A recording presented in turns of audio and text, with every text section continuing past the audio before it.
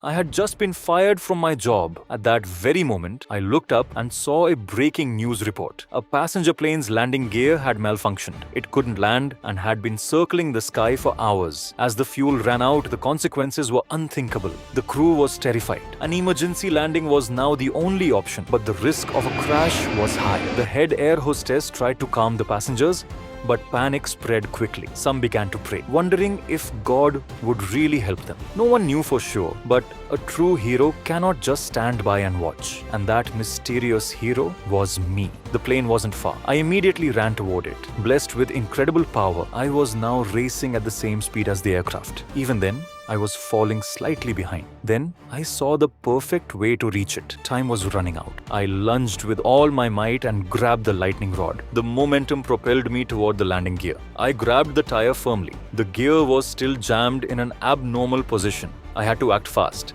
One wrong move and I'd fall from the sky. Fortunately, my agility didn't fail me, and I successfully climbed onto the landing gear. The captain spotted me on his monitor. I braced my leg against the gear and pushed with all my strength. Slowly, it began to respond. With my immense power, I stabilized the 500-ton aircraft. I signaled the captain that I was ready. As the rest of the landing gear deployed, the official landing began. The ground crew watched in disbelief. There was a man standing on the landing gear.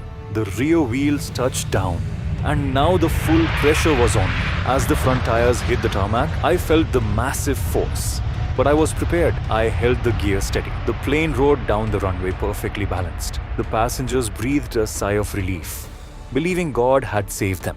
Once the plane came to a safe stop, I prepared to leave. But then, a few passengers saw me. They gathered at the windows, and at that moment, they realized who had truly saved them.